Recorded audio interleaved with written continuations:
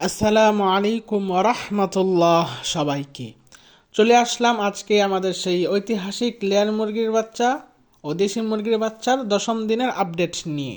বরাবরের মতো আবারও বলছি, আলহামদুলিল্লাহ আমার মুরগির বাচ্চাগুলো আজকে 10ম দিন। এই 10টা দিন ধরে আমি ওদেরকে সম্পূর্ণ সুস্থভাবে পালন করতেছি, আর ওরা সবাই আলহামদুলিল্লাহ সুস্থ আছে। আর আমার কোনো মুরগির বাচ্চা আলহামদুলিল্লাহ এখন পর্যন্ত অসুস্থ হয় নাই। আর এই এতগুলা মেডিসিন দেওয়ার পরও কোনোটা অসুস্থ হলো কি না, সেই জন্য এবার আমি প্রত্যেক দিনের আপডেট দিচ্ছি। আর গতবার তো আমি প্রত্যেক দিনের আপডেট দেই নাই, কিছু কিছু ভিডিও বানিয়েছি, সেটা মানে কতদিন থেকে কতদিন পর্যন্ত দিবেন আর কতদিন সাদা পানি দিবেন, গতবার শুধু এতটুকুই আলোচনা করেছিলাম। কিন্তু এবার আমি প্রতিদিনের আপডেট দিচ্ছি। তবে আজকে আমি শুধু মুরগির বাচ্চাই দেখাবো না, আজকে আপনাদেরকে আরেকটা জিনিস দেখাবো। আমি আমার ক্ষেতে কিছু ফসল লাগিয়েছি, আজকে আপনাদেরকে সেগুলো দেখাবো। আচ্ছা, তাহলে চলেন দেখা যাক আমাদের সেই ফসলগুলো।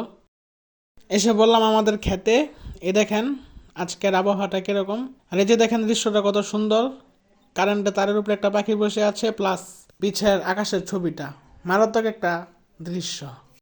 তারপর এই যে দেখেন এখান থেকে গাছগুলো কত সুন্দর লাগছে। আর আজকের আবহাওয়াটা একটু মেঘলা মেঘলা।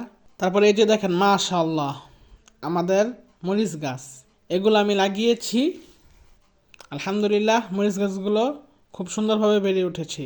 কিন্তু মরিচ গাছ বড় করা খুবই কঠিন, কারণ মরিচ গাছ যখন চারা অবস্থায় থাকে বেশিরভাগ তখনই এগুলার পাতা কুকড়িয়ে যায়, আর তখনই এগুলো বেশিরভাগ মারা যায়। আর যদি পাতা কুকড়ানোর সময় আপনারা যদি সঠিক ব্যবস্থা না নিতে পারেন, তাহলে আপনার মরিচ গাছের বৃদ্ধি থেমে যাবে, আর এক সময় মরিচ গাছগুলো মারা যাবে।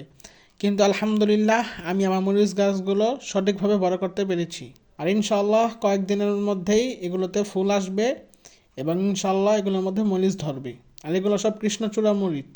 আপনারা যদি চান যে কি কি কীটনাশক দিলে বা কি কি উপায়ে মরিচ গাছের পাতা কুকড়াবে না, আমি সেই সম্পর্কে একটা ভিডিও আনবো ইনশাআল্লাহ। যদি চান তাহলে আপনার মূল্যবান মতামত কমেন্ট বক্সে জানাবেন। তারপরে এই যে দেখেন আমাদের বেগুন গাছ মাশাআল্লাহ ভালোই হেলদি, কিন্তু এখনও ফলন আসা শুরু করে নাই। ইনশাআল্লাহ খুব শীঘ্রই ফলন আসবে। তারপরে এই যে এখানে আমাদের বরবটি গাছ আছে, আলহামদুলিল্লাহ বরবটি গাছে ভালোই ফলন হচ্ছে।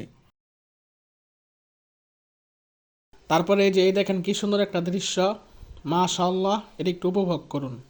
দেখুন কত সুন্দর আল্লাহর সৃষ্টি।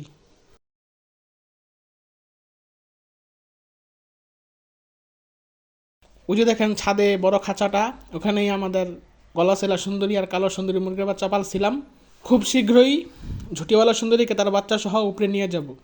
তারপরে এই যে দেখেন একটা কামরাঙ্গা ঝুলে আছে, কোনো পাতা নাই। তারপরে এই যে দেখেন এখানে একটা আমড়া গাছ, এখানে একটা আবার জলপাই গাছ, এই তিনটাই আমি হাট থেকে কিনে আনছি। তারপরে এই যে দেখেন আমাদের মুরগির খোয়ার, এখানেই আমরা বর্তমানে আমাদের লেয়ার মুরগির বাচ্চা ও দেশি মুরগির বাচ্চা পালতেছি ঝুটিওয়ালা সুন্দরীর নিচে দিয়ে।